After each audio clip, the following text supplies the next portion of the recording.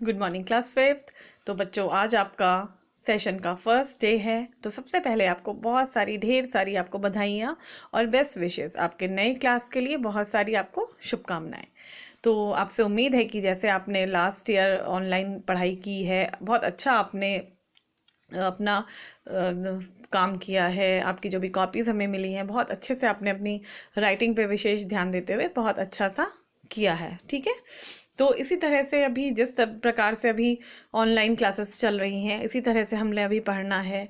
तो इसमें भी आपसे ये एक्सपेक्टेशंस हैं कि आप इसी तरह से इसको सीरियसली पढ़ाई करेंगे। ठीक है। तो आज फर्स्ट डे है, इसलिए एकदम से आगे ना बढ़ते हुए मैं थोड़ा सा आपको इस बुक का इंट्रोडक्शन देना चाहती हूँ कि इस बुक में क्या क्या कंटेंट्स हैं, हम उसको किस तरह से डिवाइड करेंगे। हमारा एक साल जो हमने पढ़ना है इस बुक को, तो किस तरह से हमने इसको डिवाइड किया है। हमारे एक जो हमारी क्लास का जो एक सेशन होता है, उस सेशन को हम डिवाइड कर देते हैं 4 पार्ट्स में। जैसे कि आपका 4 पार्ट्स हो गए, एक फर्स्ट यूनिट टेस्ट, एक आपका हाफ ईयरली, फिर आपका सेकेंड यूनिट, और उसके बाद आपका लास्ट एनुअल एग्जाम। तो उसी तरह से हम सिलेबस को भी बांट देते हैं। तो मैं आपको उसको बता देती हूँ। आप भी टर्न करिए पेज। ये देखिए, ये है आपका contents.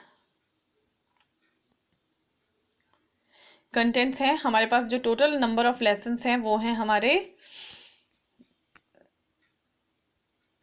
Total number of lesson है हमारे पास 1, देखिए 1 2 3 4 5 6 7 8 9 10 11 12 13 and the last one 14 lesson है। तो हमने इसको किस तरह से डिवाइड किया है देख लीजिए। हमने इसे डिवाइड कर दिया है फर्स्ट यूनिट तक के लिए, हमने डिवाइड कर दिए हैं। ये देखिए, हमने इसे डिवाइड किया है 1 1 2 3 एंड 4। 1 2 3 एंड 4 जो लेसन है वो आपके फर्स्ट यूनिट के लिए आएंगे। ठीक है।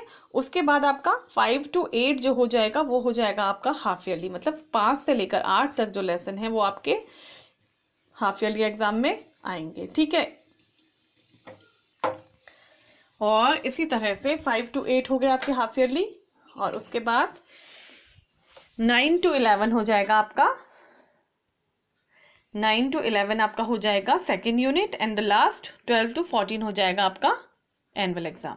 तो अभी हमने कॉन्सेंट्रेट करना है 1 2 3 4, इन 4 लेसन को हमने कॉन्सेंट्रेट करना है, क्योंकि हमारा जो अभी सबसे पहले जो हमारा एग्जाम होता है वो होता है हमारा फर्स्ट यूनिट। तो फर्स्ट यूनिट में आएंगे 1 2 3 4। ठीक है।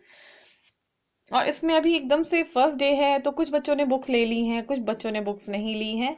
तो एकदम से आगे ना बढ़ते हुए मैं थोड़ा सा भी लेसन का इंट्रोडक्शन आपको दूंगी, ताकि किसी भी बच्चे का कोई भी जो ये है आपका वीडियो है, जो भी स्टडी हम लोग करेंगे वो मिस ना हो जाए। तो देख लेते हैं। इसमें फर्स्ट लेसन है आपका प्लांट्स एंड एनिमल्स। हम पढ़ेंगे प्लांट्स के बारे में भी और उसके साथ ही एनिमल्स के बारे में भी। Growth and response to stimuli in living things. किस तरह से ग्रोथ होती है प्लांट्स और एनिमल्स की, and response to stimuli in living things. Living things जो होते हैं किस प्रकार से स्टिमुली के प्रति अपना रिस्पॉन्स देते हैं, प्रतिक्रिया। ठीक है। आप भी अपना पेज नंबर 1 जो है वो ओपन करिए और इसे ध्यान से सुनिए। बस थोड़ा सा ही इसको इंट्रोडक्शन दूंगी आज मैं फर्स्ट डे, तो देख लीजिए आप भी। हाँ। In our daily lives, comma, we come across many living and non-living things. तो मेरी आपसे रिक्वेस्ट है कि जैसा मैं यहाँ से बोलूँ आप उसको रिपीट करिए। एक पेंसिल हाथ में लीजिए, जहाँ पे मैं हूँ वहाँ पे आप भी अपनी पेंसिल को बुक में लगाइए और ध्यान से उस चीज़ को रिपीट करिए जो यहाँ बोला जा रहा है। इन अवर डेली लाइफ्स, कॉमा, हमारी प्रतिदिन, हमारी जो लाइफ है, हमारी डेली जो हमारी प्रतिदिन की जो हमारी ज़िंदगी है, हमारा जो जीवन है, we come across many living and non living things. हम बहुत सारी ऐसी चीज़ों से गुजरते हैं। कम अक्रॉस मतलब होता है गुजरना। हर दिन हम अपनी ज़िंदगी में, अपने जीवन में ऐसी चीज़ों के साथ गुजरते हैं जो लिविंग और नॉन लिविंग थिंग होती हैं। एक लिविंग होता है जो जीवन होता है जिसमें, और एक नॉन होती है मतलब जिनमें जीवन नहीं है। तो ऐसी बहुत सारी ऐसी चीज़ें हैं जो हमें हर दिन अपने जीवन में देखने को मिलती हैं। Living things have life in them and have some features. कुछ लिविंग थिंग्स ऐसी होती हैं जिनमें लाइफ होती है एंड हैव सम फीचर्स, और उनकी क्या होती हैं, कुछ फीचर्स भी होते हैं उनके, which non living things do not have. कुछ फीचर्स लिविंग थिंग्स के वो होते हैं जो नॉन लिविंग थिंग्स में नहीं पाए जाते हैं। ठीक है, next para, plants and animals including human beings. Plants और एनिमल्स की हम बात करते हैं, उसमें इंक्लूड करते हैं हम ह्यूमन बींग्स, हम लोग इंसान जो हैं, आर लिविंग थिंग्स। चाहे हम प्लांट की बात करें, एनिमल की बात करें, या फिर हम अपनी इंसानों की बात करें, तो हम लोग क्या हैं, हम लोग लिविंग थिंग्स हैं, हमें जीवन है। There is a large variety of plants and animals.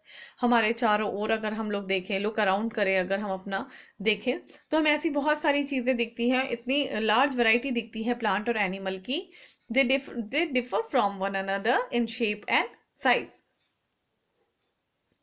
एक गार्डन होता है, उस गार्डन में एक बड़ा ट्री होता है तो एक छोटा सा पौधा होता है। ठीक है, इस प्रकार से एक छोटी सी चींटी होती है तो एक बड़ा हाथी होता है।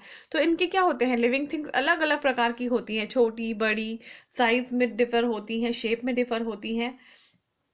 If we study the picture given below, अगर हम इस पिक्चर को देखें जो हमें नीचे दी गई है, we see huge trees as well as small plants।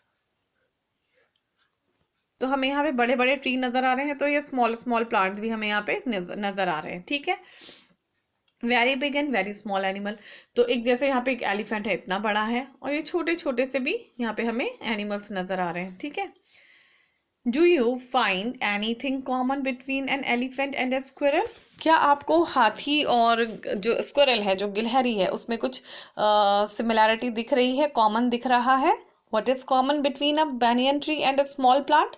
और एक जो बनियन ट्री होता है और एक स्मॉल प्लांट होता है, बनियन ट्री होता है बड़ा, स्मॉल प्लांट मतलब छोटा पौधा, तो उसमें भी क्या आपको कुछ कॉमन दिख रहा है?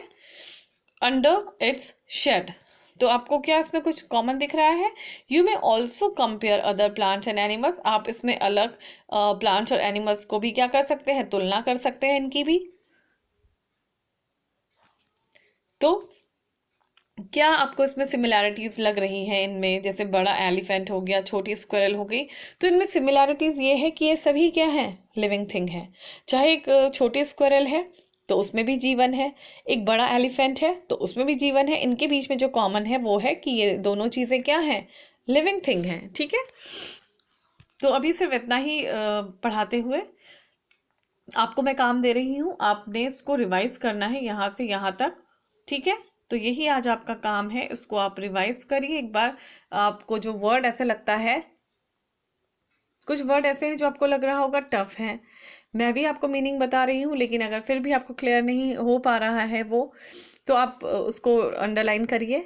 जो वर्ड टफ लग रहा है आपको, टिपिकल कुछ वर्ड है, उसे अंडरलाइन करिए। एक रफ कॉपी भी आप अपने पास ज़रूर रखिए, उसमें उसको नोट डाउन करिए और उसका मीनिंग ढूंढने की कोशिश करिए। डिक्शनरी देखने की आदत डालिए, डिक्शनरी देखने की प्रैक्टिस को हैबिट में लाइए आप। ठीक है, तो उस वर्ड को ढूंढने की कोशिश करिए डिक्शनरी में, Hindi to English, English to Hindi, आप डिक्शनरी अपने पास रखिए। ठीक, तो सिर्फ इतना ही काम मैं आपको आज करवाने के लिए दे रही हूँ, तो आप इसको एक बार रिवाइज करिए, एक बार पढ़िए। ओके।